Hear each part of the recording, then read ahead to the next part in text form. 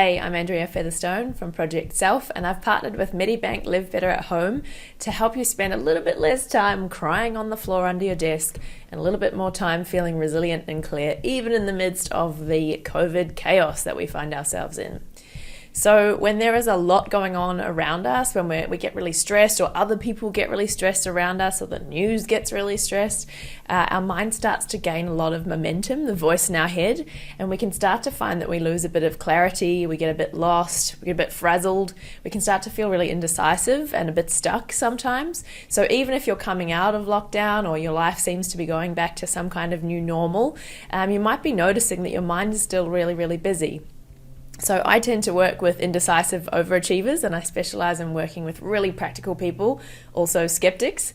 And so in a few short videos as part of this program, I'm going to be sharing with you a few unconventional mindfulness techniques that you can use to help you let go of the unhelpful overthinking, and also to get a bit of clarity and a bit of space in your mind after this quite mad time that we're all been through and probably are going to continue to still go through. So back before I learned mindfulness, which was more than 8 years ago now, I used to be really, really insecure. Still am, but less so now. I used to always be thinking, why don't I fit in? Why am I always the weird one? Why doesn't anyone like me? Why am I always on the outside, right? And the thing about that is, when you overthink everything like that, you actually make yourself more weird, because when you're in conversation with someone and thinking, oh God, I'm so weird, they're so weird, they think I'm weird, you are actually behaving weird because your mind is really distracting you and you can't be yourself because you got the voice in your head, right? So the mind can sometimes be really unhelpful, and I'm going to talk in the other videos a little bit more about that in more detail. But what I've found really helpful is to think of the mind a bit like a power tool. You know, I really like building furniture. And when you're using a power tool, when you know how to use a power tool, you can create amazing things. So the mind is the same, you know. When we use the mind and we know how to use it, we can create amazing things. But if you leave a power tool running by itself, it can create chaos, and the mind is the same. And we all know this, right? You can be lying in bed at night. Your present moment experience is actually lovely. You're lying in bed, it's warm, it's cozy, it's silent, it's quiet.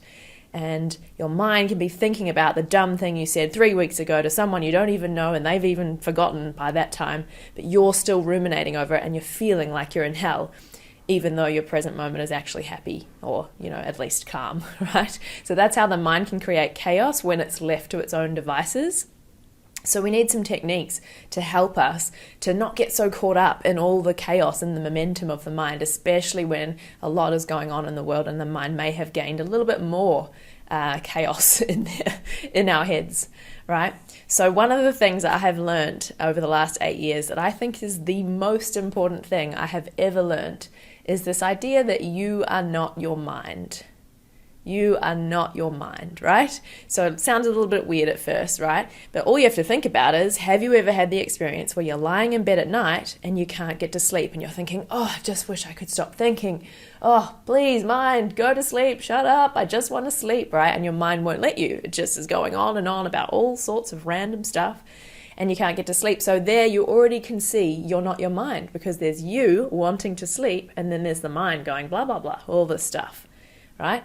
So what we need to do is start to learn to disidentify, to realize that we are not our mind, right?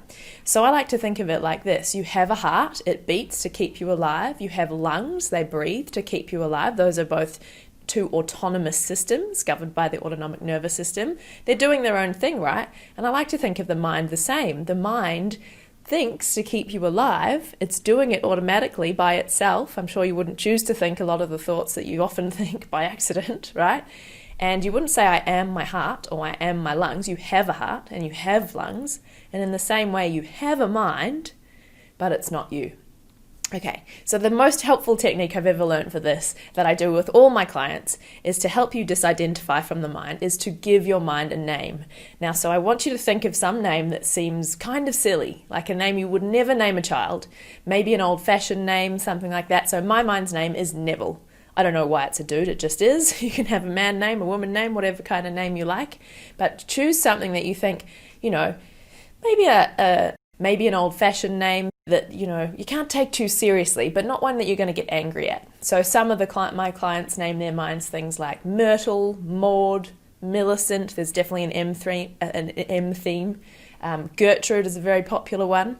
So choose a name like that, one that you don't know someone who's already named like that, because it's going to be in your mind for the rest of your life. You don't want to be naming someone that you don't like in your head. Something that you find a little bit funny. And this might sound so silly and so strange, but the reason we do this is because it helps you to see there's a little bit of space between me and my mind, and you can start noticing your thoughts. Oh, Neville's having the thought that I don't fit in. Oh, Neville's having the thought that I'm ugly. All that kind of thing helps you separate yourself and not take your mind too seriously, which I'll talk to you about in the future videos as well.